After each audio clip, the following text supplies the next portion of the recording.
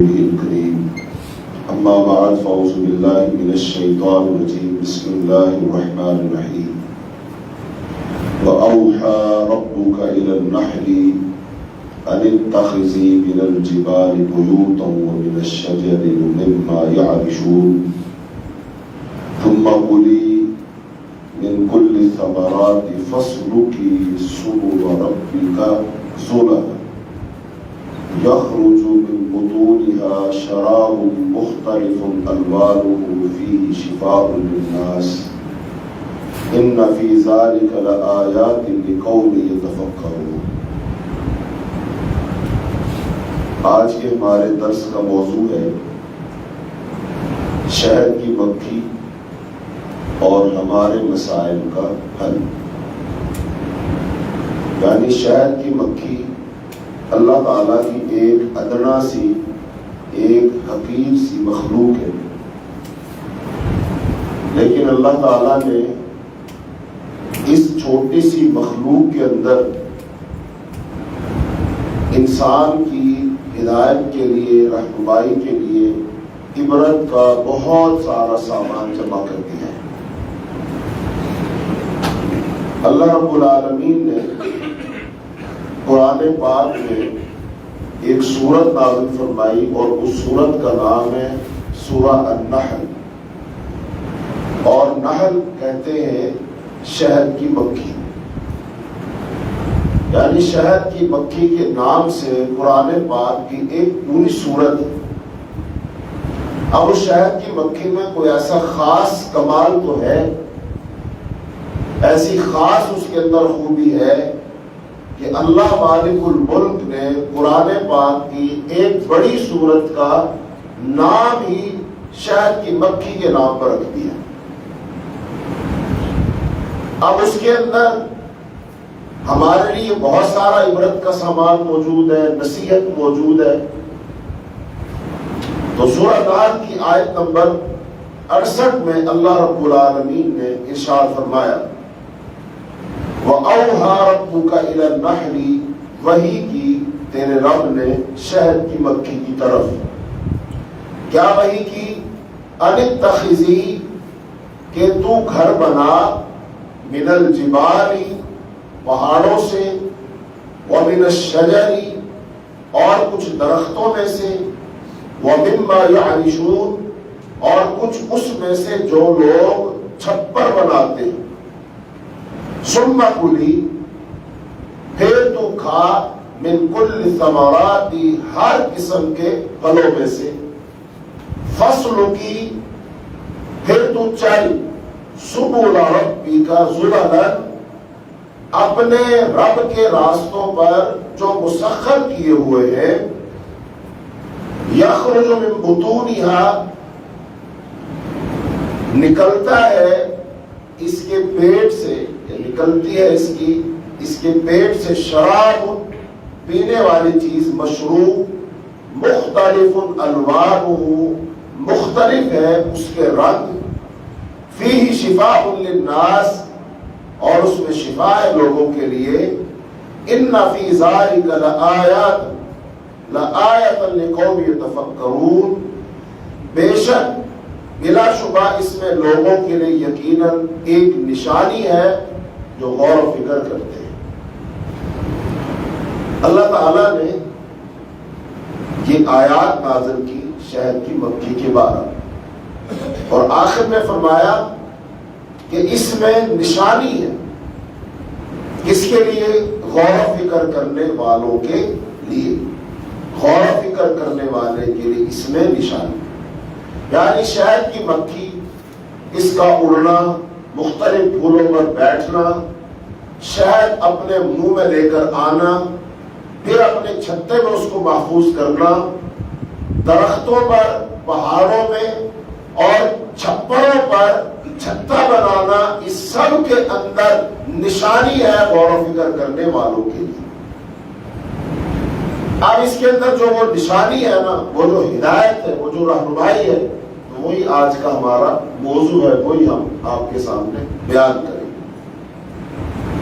اور بیان کرنے کا مقصد یہ ہے، خلاصہ اس کا پہلے بتا دیا جائے، وہ یہ ہے کہ شہد کی مکھی ایک ادنا سی حقیر سی مخلوق ہے، لیکن اللہ تعالیٰ نے اس کو وحی کی۔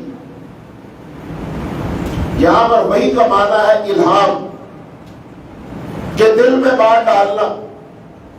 شہد کی مکھی کے دل میں اللہ تعالیٰ نے بات ڈالی، شہد کی مکھی کو اللہ تعالیٰ نے یہ بات سمجھائی اور سجائی۔ اب وہ کیسے سمجھائی، کیسے سجائی، وہ اللہ جانتا ہے، شہد کی مکھی جانتی ہے۔ لیکن ہمارا اس بات پر ایمان ہے، چونکہ قرآن پاک میں یہ بات آ گئی کہ اللہ تعالیٰ نے شہد کی مکھی کی طرف وحی کی، یعنی اس کی طرف الہام کیا، اس کے دل میں بات کو ڈالا، اس کو بات سجائی۔ کیا بات سجائی؟ کہ تو گھر بنا۔ گھر کہاں بنا؟ 3 جگہ۔ نمبر 1، پہاڑوں میں اپنا گھر بنا، یعنی پہاڑوں میں اپنا چھتا بنا، پھر درختوں پر اپنا چھتا بنا، یا پھر جو لوگوں نے چھپر بنائے ہوتے ہیں ان میں اپنا گھر بنا۔ اب اس شہد کی مکھی نے اللہ تعالیٰ کے حکم کے مطابق، اللہ کی وحی کے مطابق وہ چھتا بنایا، اور پھر اس نے اپنا چھتا بنا کر وہاں سے پھر وہ اڑی ہے، اور وہ مختلف پھولوں پر جا کر بیٹھی ہے۔ اور یہاں بھی فرمایا کہ جب وہ چھتا بنا کر اگلا کام کرنے کے لیے، شہد چوسنے کے لیے وہ چلی ہے، تو فرمایا، اللہ تعالیٰ فرماتے ہیں کہ ہم نے اس سے کہا چھتا بنا لیا، اب نکل، چل۔ کہاں چل؟ سبل ربک ذللا، اپنے رب کے مسخر کیے ہوئے راستوں پر چل۔ یعنی مکھی کو راستہ بھی پھر اللہ نے بتایا، پھر اس راستے پر چل کر کیا کر؟ پھولوں سے رس چوس، اور پھر اس رس کو لا کر اب چھتے میں محفوظ کر۔ اور وہ تیرا بنایا ہوا شہد، اس کے رنگ مختلف ہے، لیکن اس کے اندر اللہ تعالیٰ نے شفا رکھی ہے۔ اور اس سارے پروسیس کے اندر غور و فکر کرنے والوں کے لیے نشانی۔ تو ہمارا موضوع ہے ہمارے شہد کی مکھی اور ہمارے مسائل کا حل۔ جس طرح شہد کی مکھی کو اللہ نے وحی کی، ویسے ہی اللہ تعالیٰ نے ہمیں بھی وحی کی، ہمارے پاس بھی وحی آئی ہے۔ اللہ تعالیٰ نے شہد کی مکھی کو رستہ بتایا، اللہ تعالیٰ نے ہمیں بھی رستہ بتایا ہے کہ اس راستے پر چلو، اس طرف چلو، یہ کام کرو، ایسے کرو۔ پھر اللہ تعالیٰ نے شہد کی مکھی سے فرمایا اب پھولوں سے رس چوس۔ اللہ تعالیٰ نے ہمیں فرمایا کہ تم زمین میں سیرو فی الارض، زمین میں چلو پھرو، دیکھو، اللہ کی راہ میں جہاد کرو، قتال کرو، اور یہ جو کافر ہیں، کفار ہیں، ان سے لڑو۔ اللہ تعالیٰ تمہیں غنیمتیں دے گا، اللہ فتح دے گا، رزق کے دروازے کھولے گا، تمہارے مسائل حل کرے گا۔ لیکن مسئلہ یہ ہے، شہد کی مکھی نے تو من و ان اللہ کی بات کو مان لیا، تسلیم کر لیا، اس کے مطابق عمل کرنا شروع کر دیا، لیکن ہم انسانوں نے اللہ کی وحی سے اعراض کیا، اللہ کی وحی کو چھوڑ دیا، اللہ کی وحی کے مطابق عمل نہ کیا، اللہ کی وحی کے مطابق منصوبہ نہ بنایا، ہم زمین میں نہ چلے، ہم نے جہاد نہ کیا، ہم کافروں سے نہ ٹکرائے، ہم نے اللہ کی زمین پر اللہ کے حکموں کو نافذ نہ کیا۔ لہذا شہد کی مکھی آج بھی کامیاب ہے، حالات کیسے ہی ہوں، شہد کی مکھی چھتا بھی بناتی ہے، شہد بھی بناتی ہے، وہ انڈے بھی دیتی ہے، اس کے بچے بھی ہوتے ہیں، پرورش بھی ہوتی ہے، لوگوں کے لیے مختلف رنگوں کا، ذائقوں کا شہد بھی پینے کھانے کو دستیاب ہوتا ہے۔ لیکن ہم انسان، ہمارے معاشرے، ہمارے ملک، وہ بانج ہو گئے، وہ شہد کی مکھی کی طرح مفید چیز بنا کر لوگوں کو نہیں دے رہے۔ اب آئیے تھوڑا سا شہد کی مکھی پر ہم کو غور کریں، ان آیات کے تحت ہمارے مرحوم استاد حافظ عبدالسلام بن محمد رحمت اللہ علیہ انہوں نے اپنی تفسیر میں اس بارے میں بہت شاندار نکات بیان کیے ہیں، ان آیات کو بہت کھول کر بیان کیا ہے۔ اور ایسی ایک مفسر ہے عبد الماجد دریابادی، انہوں نے کتاب لکھی ہے حیوانات قرآنی، یعنی قرآن پاک میں جن جن حیوانات کا ذکر ہے انہوں نے اپنی کتاب میں ان کا تذکرہ کیا ہے، تو انہوں نے بھی شہد کی مکھی کا تذکرہ کیا ہے۔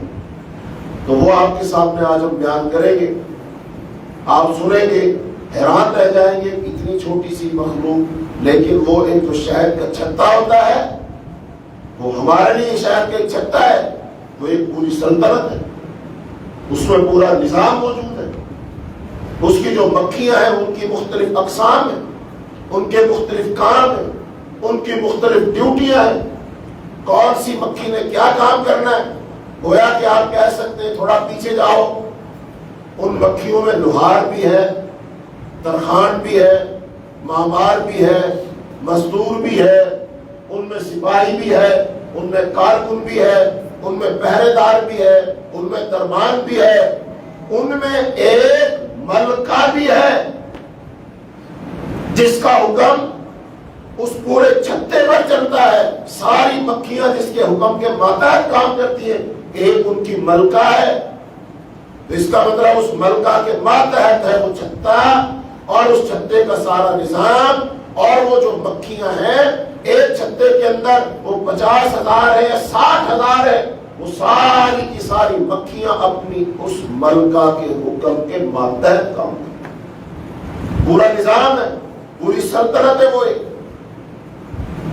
تو حافظ عبدالسلام بن محمد رحمت اللہ علیہ فرماتے ہیں، اللہ تعالیٰ نے جو فرمایا وَأَوْحَى رَبُّكَ إِلَى النَّحْلِ، تو وہی کا معنی ہے کہ جلدی سے تیز اشارہ کرنا، خفیہ طریقے سے بات سمجھا دینا جو کسی دوسرے کو اس کا پتہ نہ چل سکے۔ تو یہاں مراد الہام ہے، یعنی دل میں بات ڈال دینا۔ شہد کی مکھی اللہ تعالیٰ کا خاص عطیہ ہے اس کے لیے، انسانوں کے لیے۔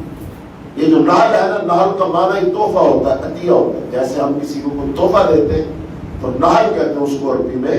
جیسے قرآن پاک میں اللہ فرمایا وَآتُوا النِّسَاءَ صَدُقَاتِهِنَّ نِحْلَةً، اور عورتوں کو ان کے مال بطور عطیہ دے دو۔ تو یہاں لفظ کیا ہے؟ نحل، تو نحل کے لیے عطیہ، اور اسی کا معنی ہے مکھی، تو یہ عطیہ ہے۔ اللہ تعالیٰ نے انسان بلکہ ہر مخلوق کی طبیعت اور فطرت میں اس کے فائدے اور نقصان کی پہچان رکھ دی ہے۔ یہی وہ فطری رہنمائی ہے جس کا ذکر اللہ تعالیٰ نے سورہ شمس میں فرمایا وَنَفْسٍ وَمَا سَوَّاهَا فَأَلْهَمَهَا فُجُورَهَا وَتَقْوَاهَا، اور نفس کی اور اس ذات کی قسم جس نے اسے ٹھیک بنایا، پھر اس کی نافرمانی اور اس کی پرہیزگاری کی پہچان اس کے دل میں ڈال دی۔ البتہ انسان اور دوسری مخلوق کا فرق یہ ہے کہ دوسرے سب فطری ہدایت کے پابند رہتے ہیں۔ مثلا جانوروں کو دیکھ لیں، جب ان کا پیٹ بھر جائے تو مجال نہیں کہ ایک لقمہ بھی کھائے، یعنی فطرت پر وہ قانون جو اللہ نے ان کے اندر ودیت کر دیا ہے، الہام کر دیا ہے، ہر جانور اپنی اس فطرت پر قائم رہتا ہے۔ مثلا بھوک لگی، کھانا کھائیں گے، کتنا کھانا کھائیں گے؟ جتنی ضرورت۔ جب پیٹ بھر گیا، ضرورت پوری ہوگی، کھانا چھوڑ دے۔ کھانا ہوگا لیکن جانور کھانا کھانا چھوڑ دے گا۔ تو وہ لکھتے ہیں کہ ایک جانور جو کند ذہن سمجھا جاتا ہے تو وہ ہوتا ہے گدھا۔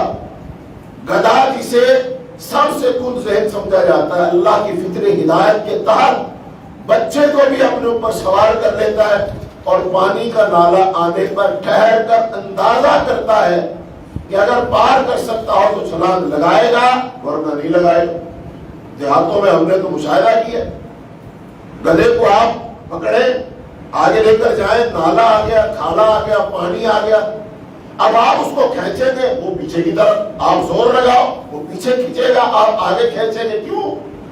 وہ گدھا وہ اندازہ لگاتا ہے کہ میں اس کو چھلانگ لگا کے کراس کر سکتا ہوں یا نہیں۔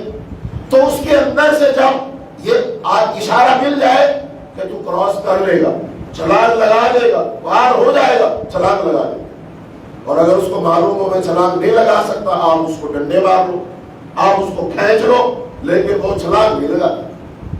اس کا مطلب اس کے اندر یہ فطری بات اللہ نے رکھی ہوئی۔ ایسی گھوڑا جو ہوتا ہے، گھوڑے کی تو کیا بات ہے، اللہ نے قسمیں اٹھا اٹھا کر کہا وَالْعَادِيَاتِ ضَبْحًا فَالْمُورِيَاتِ قَدْحًا فَالْمُغِيرَاتِ صُبْحًا فَأَثَرْنَ بِهِ نَقْعًا فَوَسَطْنَ بِهِ جَمْعًا۔ 5 قسمیں اٹھائی اللہ تعالیٰ نے۔ اور گھوڑا اتنا ذکی الحس جانور ہے کہ آپ اس کے اوپر بیٹھے ہو اور اندھیرا ہو اور کہیں سے سانپ نکل آئے، سانپ سرسرا رہا ہو، گھوڑے کے پاؤں کھڑے ہو جاتے ہیں، گھوڑا ہلاتا ہے، پاؤں اٹھاتا ہے، نیچے مارتا ہے، اس کو پتا چل گیا کہ کوئی زہریلی چیز ہے، نقصان دہ چیز ہے، سانپ موجود ہے۔ بہرحال اس کی اور تفصیلات میں ہم اس طرف جانا نہیں چاہتے۔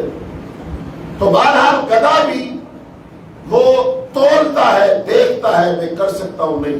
یہ انسان ہی ہے جو فطرت کی ہدایت کو جب چاہتا ہے عمل میں لاتا ہے اور نہیں چاہتا تو عمل میں نہیں لاتا۔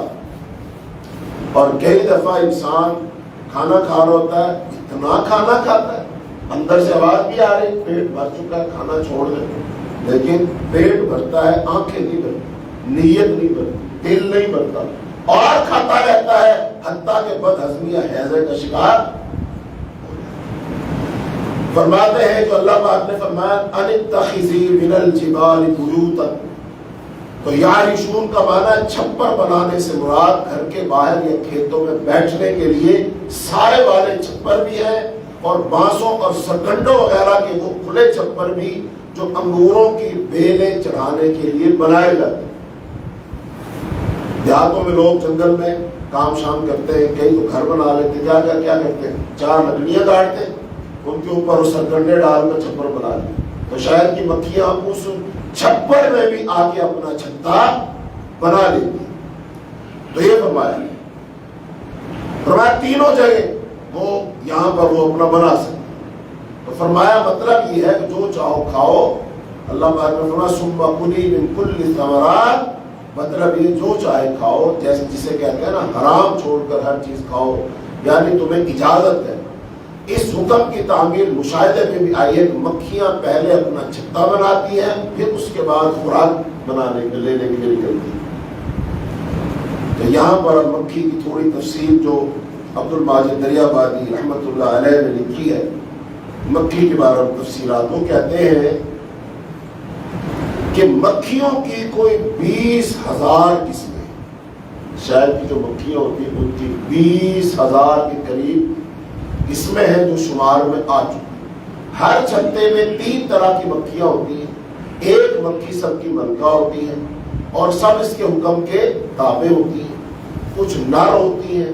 ملکہ جس وقت اپنی پرواز عروسی میں اڑتی ہے، یعنی کہ جب اس کے ملاپ کا موسم آتا ہے، یہ نر بڑی تعداد میں اس کا پیچھا کرتے ہیں، وہ اونچی سے اونچی چلی جاتی ہے، باقی جو نر ہوتی ہے وہ تھک ہار کر نیچے رہ جاتی ہے، ان میں سے کامیاب صرف کوئی ایک نر مکھی ہوتی ہے۔ اس کے بعد ملکہ پھر نیچے آتی ہے اور پھر اسی طرح اڑان شروع کرتی ہے۔ یہ ملکہ ایک دن میں 3,000 انڈے دیتی ہے۔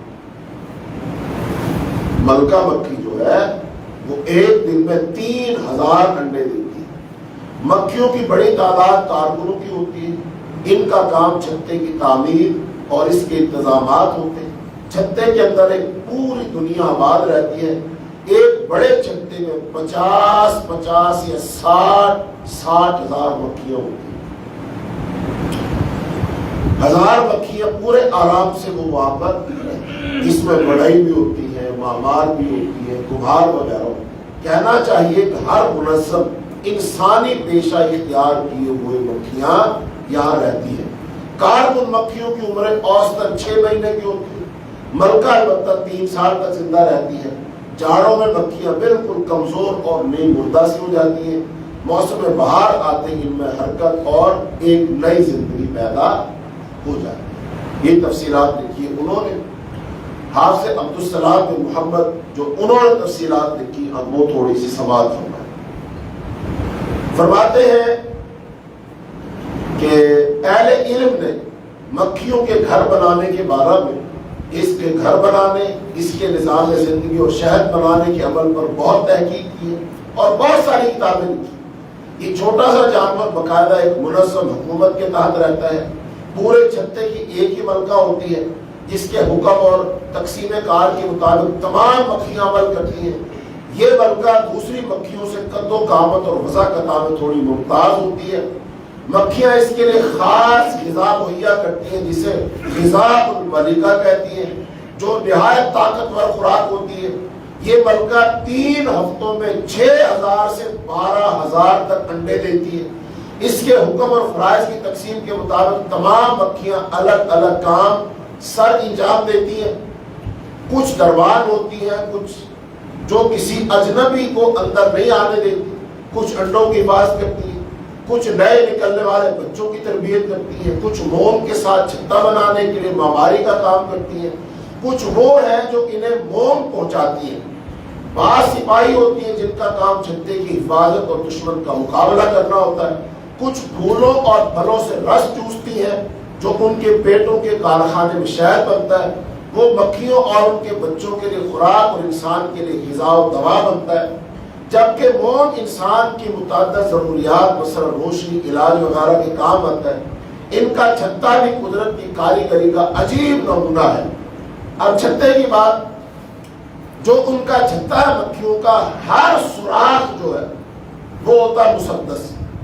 مسدس کہتے ہیں وہ شکل جس کے 6 زاویے، تو چھتے کے جتنے سوراخ ہیں ہر سوراخ وہ مسدس ہوگا، 6 خانوں والا، 6 خطوں والا، جو مکھی کے جسم کے عین مطابق گول اور لمبا ہوتا ہے۔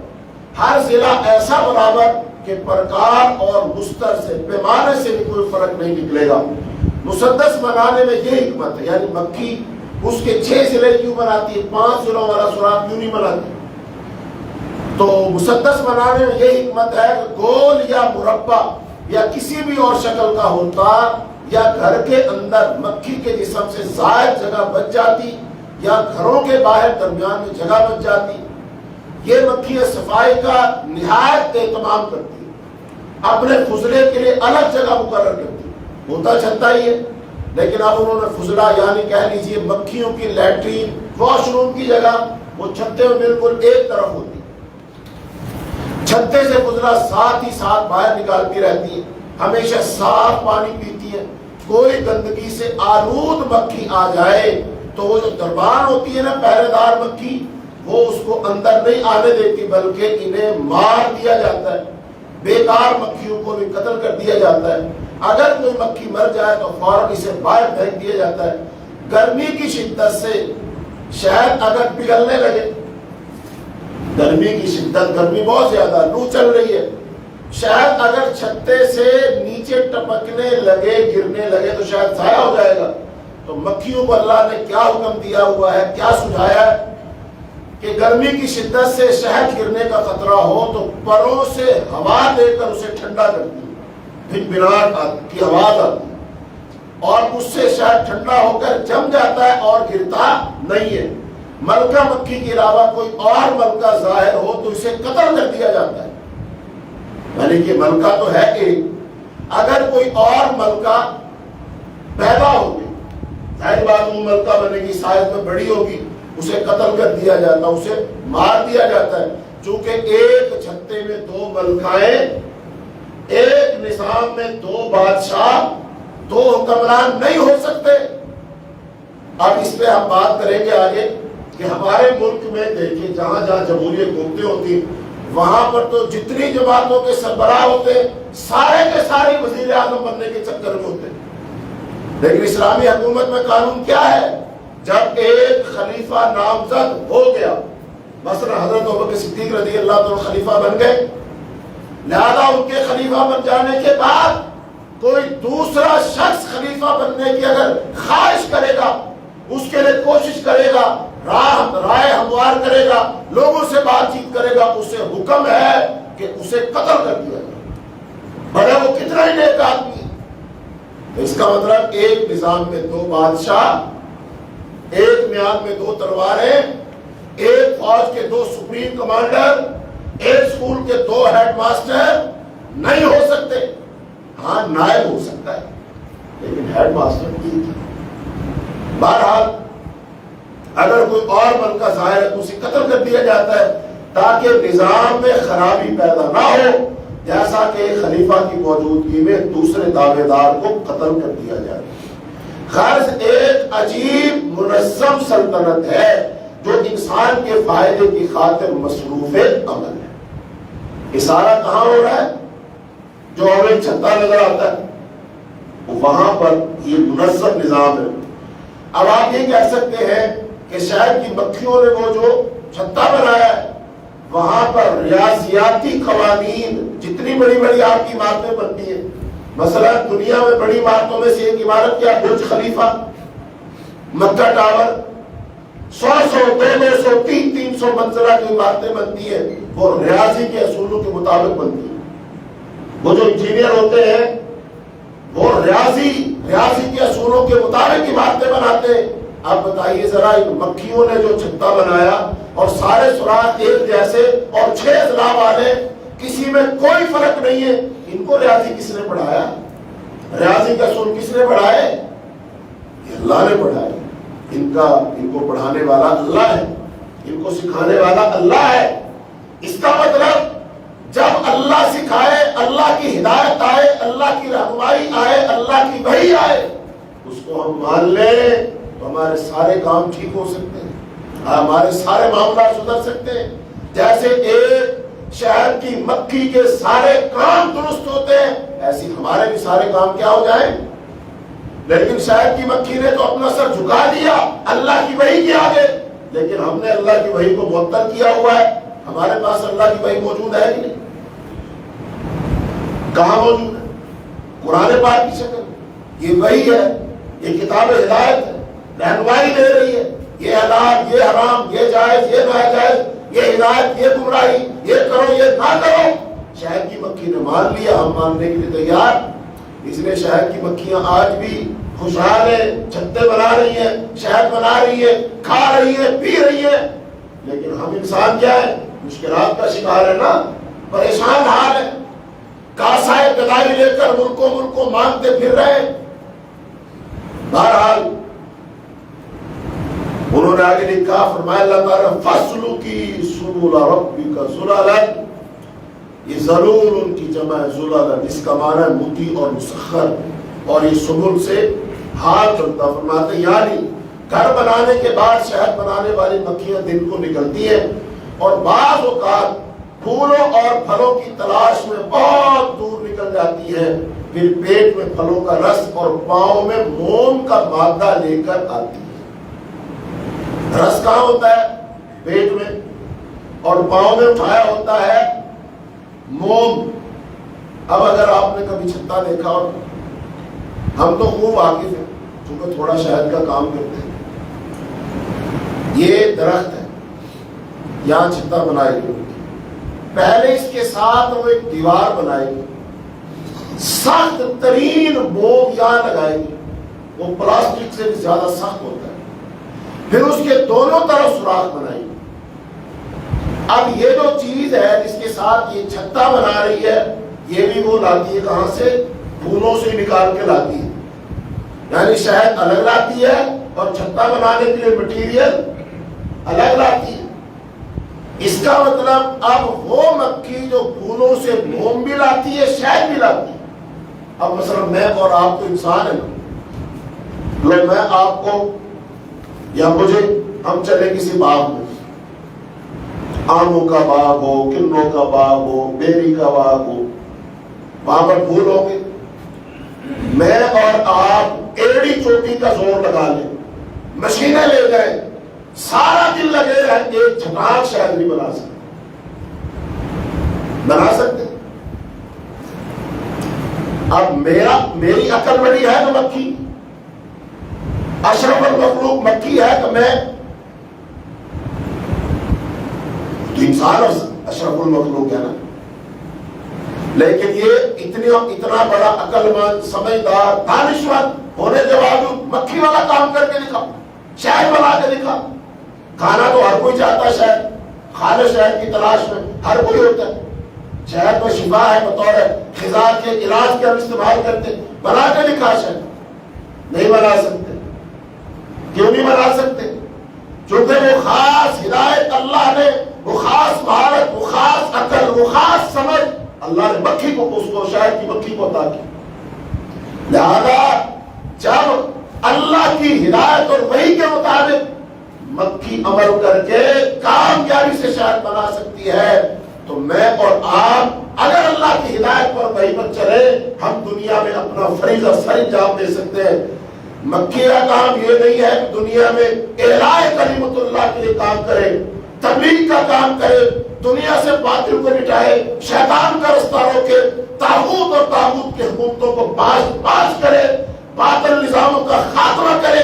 یہ مکھی کا کام نہیں، یہ کام انسان کا اور انسانوں میں سے حضرت مسلمان کا ہی کام۔ اور نہ ہم اپنا کام کریں۔ جب مکھی اپنا کام کر کے شہد بنا کر تیرے لیے تیار کر کے دے رہی ہے کہ تو کھا، تو تیری ذمہ داری بنتی ہے کہ مکھی کا بنایا ہوا شہد کھا، پھلوں پر لگے ہوئے درختوں پر لگے ہوئے تو پھل کھا، آسمان سے برستے ہوئے پانی سے فائدہ اٹھا، جانوروں کا دودھ بھی، گوشت کھا، یہ سب کچھ کھا پی کے کیا کر؟ ڈیوٹی ادا کر۔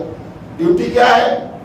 اللہ کی بندگی، اللہ کی غلامی، اللہ کے دین کے لیے کام کرنا، اللہ کا نظام دنیا میں قائم کرنا، اللہ کے نظام کے مقابلہ میں جو نظام بنے ہوئے ہیں ان کو ختم کرنا، باطل اور طاغوت کو مٹانا، اعلاء کلمت اللہ کے لیے کوشش کرنا، یہ تیرا کام۔ اور اگر تو اپنا کام کرتا، اللہ کی قسم اللہ تجھے رزق دیتا، اور رزق وافر دیتا، تجھے ایماندار حکمران دیتا جو عدل و انصاف کرتے، دولت کی منصفانہ تقسیم ہوتی، تیرے وطن میں کوئی غریب نہ رہتا، کوئی زکات لینے والا نہ رہتا، اگر تو اپنا کام کرتا۔ عمر بن عبدالعزیز رحمۃ اللہ علیہ بنو امیہ کے خلیفہ ہیں، عمر ثانی ان کو کہا جاتا ہے، عدل و انصاف کیا مسلمانوں غیر مسلمانوں کے ساتھ۔ ان کے پاس ان کا وزیر مالیات آیا اور آ کر فائنانس منسٹر آیا، کہنے لگا جناب مال آیا ہے، کیا کرے؟ کہا غریبوں میں بانٹ دو۔ کہا جناب بانٹ دیا، کوئی غریب نہیں ہے، کوئی فقیر نہیں ہے، کوئی محتاج نہیں ہے، جتنے یتیم ہیں، بیوائیں ہیں، سب کو دے دیا۔ کہا خیرات کر دو۔ کہا جناب خیرات بھی کرتی، پھر بھی مال بچا ہوا ہے، کیا کرے؟ جو جو انہوں نے نام لیے وہ سارے نام وہاں پر مال پہلے دیا جا چکا ہے، کوئی زکات لینا والا بندہ نہیں ملتا۔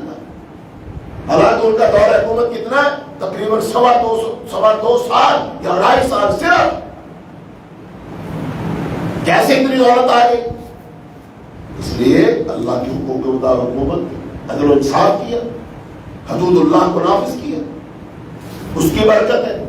اور آج ہم اتنا بڑا ملک لیے بیٹھے، پھر بھی ہم مانگ رہے، مہنگائی میں کی چکی میں پس رہے، لوگ ہڑتالیں کر رہے، جلوس نکال رہے، بل جلا رہے، گالیاں دے رہے۔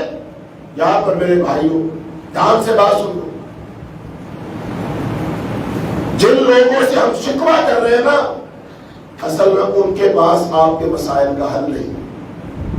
مسائل ہے، بھوک ہے، مہنگائی ہے، اس کا انکار نہیں، لیکن جہاں پر علاج ہے نا وہاں جا کے جھک، غلط جگہ پر ٹکر مار رہا ہے، غلط جگہ پر دھرنا دے کر بیٹھا ہے، غلط طریقہ اپنا رہا ہے۔ صحیح طریقہ کیا ہے؟ جتنا جتنا لمبا دھرنا دے کر گھنٹوں لوگ سڑکوں پر ذلیل ہوتے ہیں، وہ 2-2 4-4 گھنٹے مصلی بچھا کے بیٹھے، اللہ کے سامنے بیٹھے، نمازوں کی پابندی کر، قرآن پر، برائیاں چھوڑ دے، اپنا من صاف کر، اپنے اندر سے خلاصت، نافرمانی، حسد، بغض، کینہ، یہ سب نکال لے، دیکھ اوپر سے آسمانوں سے رزق کے دروازے کھلے۔ اللہ نے فرمایا وَلَوْ أَنَّ أَهْلَ الْقُرَىٰ آمَنُوا وَاتَّقَوْا لَفَتَحْنَا عَلَيْهِمْ بَرَكَاتٍ مِّنَ السَّمَاءِ وَالْأَرْضِ۔ اگر بستیوں والے صرف 2 کام کریں، نمبر 1 ایمان والے بن جائیں اور تقوی اختیار کر لیں، ہم زمین و آسمان سے برکتوں کے دروازے کھول دیں۔ رزق کہاں سے آتا ہے؟ رزاق کون ہے؟ رازق کون ہے؟ رزق کے خزانے کس کے پاس ہے؟ تو جس کے پاس خزانے ہیں، جس نے رزق دینا ہے، وہاں ہم آ کر نہیں جھک رہے. یہ صلاح ہے، اور اس سے بھی حالات بدتر ہو گئے. پیچھے آپ کو میں نے حدیث سنائی تھی، وہ 5 بڑے بڑے گناہ اور 5 گناہوں کے بدلہ میں 9 عذاب آتے. حدیث سنائی میں نے. لہذا رزق کا معاملہ اللہ اور بندے کا بیچ میں حکمران بالکل نہیں آتے. اگر اللہ رزق دینا چاہے گا، حکمران ایڑی چوٹی کا سواب لگا لے، وہ رزق نہیں روک سکتا. اور اگر اللہ رزق نہ دینا چاہے، پوری قوم اور حکمران مل کر کاسہ گدائی لے کر بھیک مانگ کر گرے، اللہ نہیں دینا چاہے گا، لوگ بھی تمہیں بھیک نہیں دیں گے. رزق کا حکم جب اوپر سے ہوگا، دروازے تبھی کھلے. تو آئیے اس کے پاس. اور یہ جو رزق بند ہوا ہے، تنگ ہوا ہے، ہمارے گناہوں کی وجہ سے. گناہ چھوڑ، اللہ کے سامنے آ کے جھک. اللہ کی قسم، اللہ کسی سے نہیں پوچھتا، کسی سے مشورہ نہیں کرتا. وہ تیرا دل دیکھتا ہے، من دیکھتا ہے، اور اللہ نواز دیتا ہے. حدیث بات میں آتا، ساری دنیا مل کر تمہیں اگر نقصان پہنچانا چاہے، نقصان نہیں پہنچا سکتی. اور اگر ساری دنیا مل کر فائدہ پہنچانا چاہے، فائدہ بھی نہیں پہنچا سکتی جب تک اللہ نہیں چاہے. بہرحال شہد کی مکھی ہمیں یہ بتا رہی ہے، سمجھا رہی ہے کہ جب شہد کی مکھی ہر حال میں شہد بنا رہی ہے، تمہیں مل رہا ہے کیونکہ وہ اللہ کے حکموں کی پابند ہے، اللہ کی وحی کی پابند ہے. اے بندہ انسان، تو بھی آ، اللہ کی وحی کا تابع ہو جا. اللہ تعالیٰ تجھے بھی رزق دے گا، تیرے خزانے بھی کبھی خالی نہیں ہوں گے، کبھی بھوک اور ننگ نہیں آئے گا، ہر حال میں تجھے رزق ملے گا. بہرحال قرآن میں اللہ نے فرمایا، یخرج من بطونها شراب مختلف الوانها. فرمایا اس کے پیٹ سے مشروب نکلتا ہے، شراب نکلتا ہے. اس سے معلوم ہوا کہ شہد اصل میں پینے کی چیز ہے. خالص پی لو یا دودھ وغیرہ میں ڈال کے پانی میں ملا کے پی لو. پھلوں پھولوں، موسم اور علاقے کے لحاظ سے شہد مختلف رنگوں، ذائقوں اور خاصیتوں کا حامل ہوتا ہے، جبکہ دودھ سفید ہی ہوتا ہے. یہ بھی پروردگار کی کاریگری ہے. بھینسیں چارہ مختلف کھاتی ہیں، بکریاں بھیڑیں چارہ بھی مختلف کھاتی ہیں، لیکن دودھ ہمیشہ ان کا دودھ کا رنگ نہیں بدلتا. لیکن شہد کی مکھی الگ الگ پھولوں پر بیٹھے تو اس کا رنگ بدلتا ہے. یہ بھی اللہ کی کاریگری ہے. بھینس گائے بکری کا دودھ نہیں بدلتا، یہ بھی اللہ کی کاریگری ہے. اندر سسٹم کس کا بنایا کام کر رہا ہے؟ اللہ کا. تو وہاں سسٹم یہ ہے، بکری بھینس گائے جو کھائے دودھ سفید نکلے گا. یہاں سسٹم یہ ہے کہ جیسا پھول ہوگا ویسا ہی رنگ کا شہد ہو جائے. پھر فرمایا فیہ شفاء للناس، اس شہد میں شفا ہے. ابھی شہد ہوتا ہے، یہ پہلے مکھی کے منہ میں جاتا ہے، پھر مکھی کے منہ سے باہر آتا ہے. بعض لوگ اس کو کہتے ہیں یہ مکھی کی قے ہے، الٹی ہے. مرزا غالب نے کہا تھا، کیوں رد قدا کرے صاحب، یہ میں ہے مغز کی قے نہیں ہے. بھائی شراب پینے سے کیوں انکار کر رہا ہے؟ یہ تو شراب ہے، کوئی شہد مکھی کی قے تھوڑی، الٹی تھوڑی. اس کا مطلب پھول کا رس شہد کی مکھی کے پیٹ میں جائے منہ کے ذریعے سے، اور پھر منہ کے ذریعے سے اس کا لعاب بن کر باہر آئے تو وہ شہد بن جائے. اور اس میں اللہ نے شفا رکھی. تو شہد میں شفا ہے.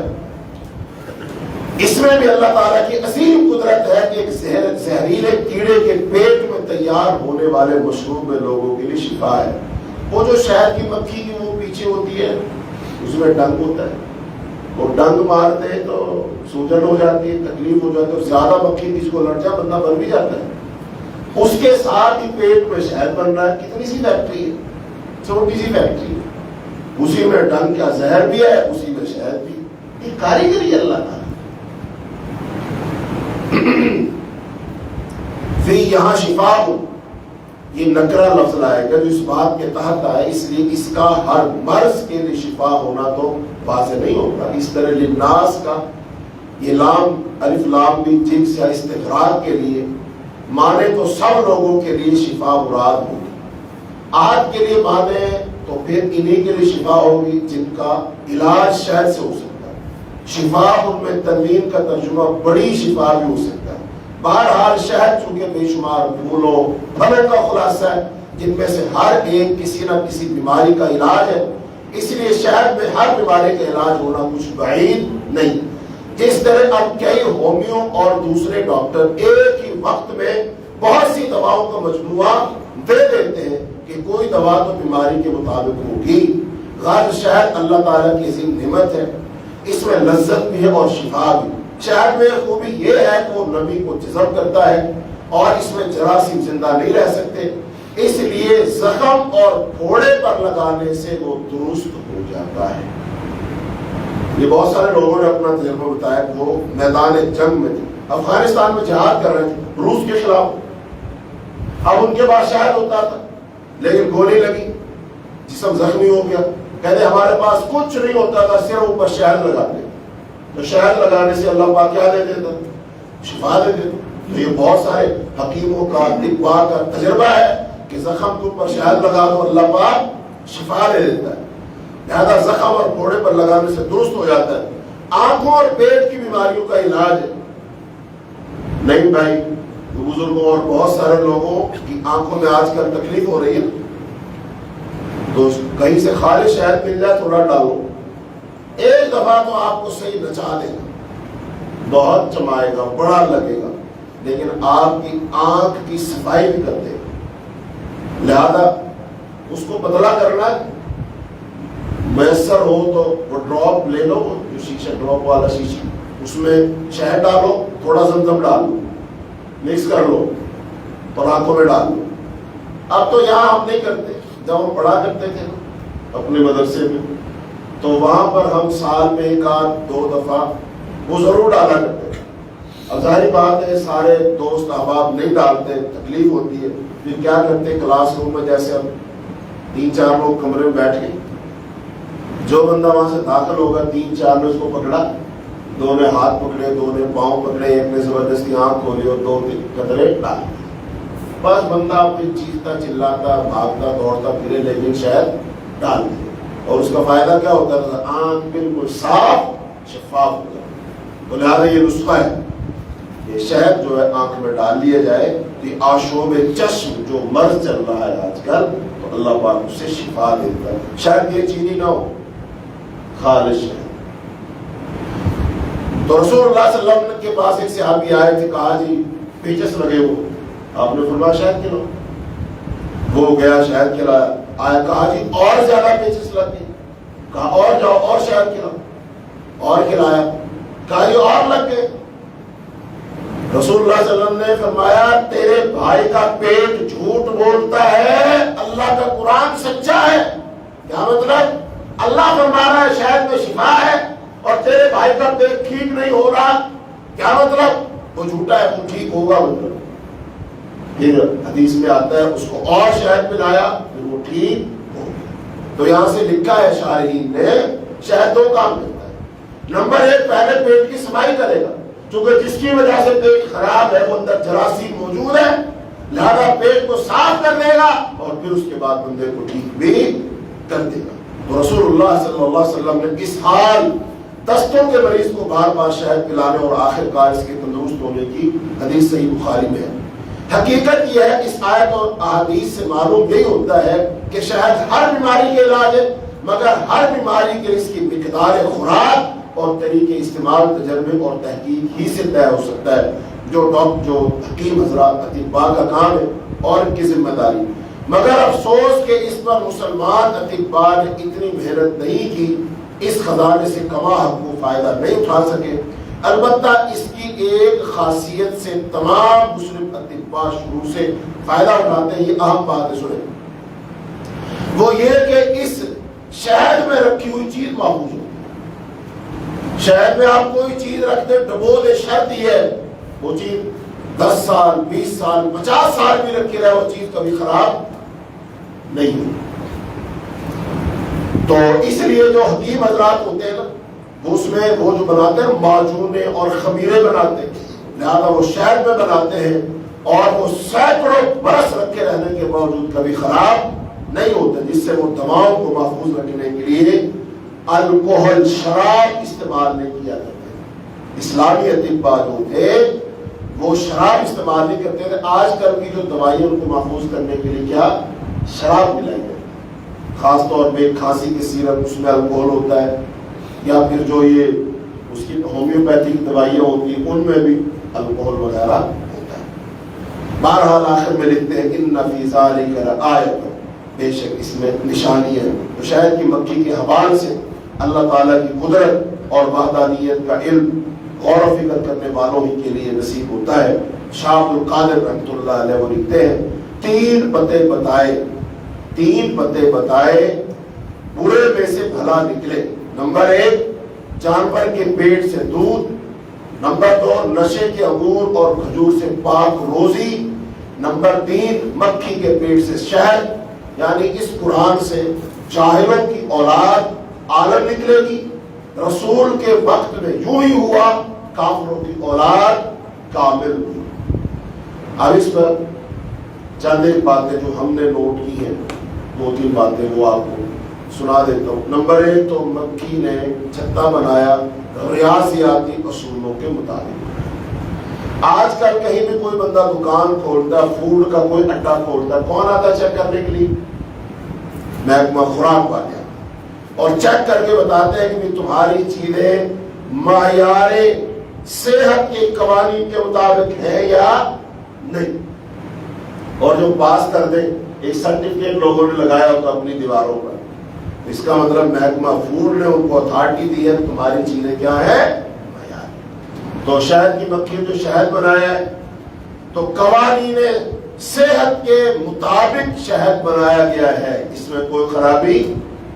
تو اب اس مکھی کو وہ ریاضیاتی قوانین اور یہ صحت کے جو اصول و قواعد ہے کس نے بڑھائے؟ بڑھانے والا اللہ ہے۔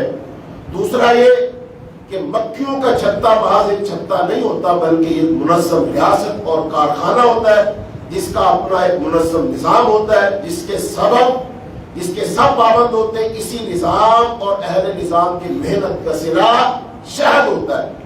ایسے ہی جب ہم اپنے معاشرے میں اسلام کے مطابق قانون نافذ کر کے معاشرہ چلائیں گے، معاشرے میں امن، سکون، جان مال عزت کا تحفظ، دولت کی منصفانہ تقسیم، یہ معاشرے کے اسلامی نظام کا صلہ ہوگا تو یہ ہمارے نظام کا شہد ہوگا۔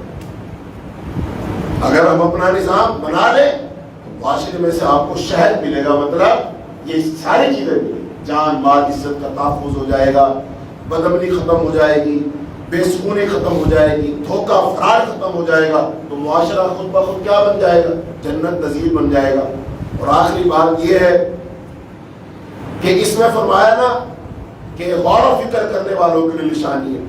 مفکر لوگ بھی شہد کی مکھی کی طرح ہوتے ہیں، مفکر لوگ بھی شہد کی مکھی کی طرح ہوتے ہیں، وہ ایسے کہ جس طرح شہد کی مکھی پھولوں سے رس چوس کر جمع کرتی ہے، جیسے دوسری مکھیاں جسے دوسری مکھی اور انسان کھاتے ہیں، بعین ہی جو مفکرین ہوتے ہیں، غور و فکر ہوتے ہیں، علماء فضلاء ہوتے ہیں، وہ غور و فکر سے مسائل کا حل نکالتے ہیں، لوگوں کے لیے سہولت پیدا کرتے ہیں، راتوں کو جاگ کر دن کو گھنٹوں کرک ریزی کر کے دماغ سوزی کر کے لوگوں کو راستہ دکھاتے ہیں۔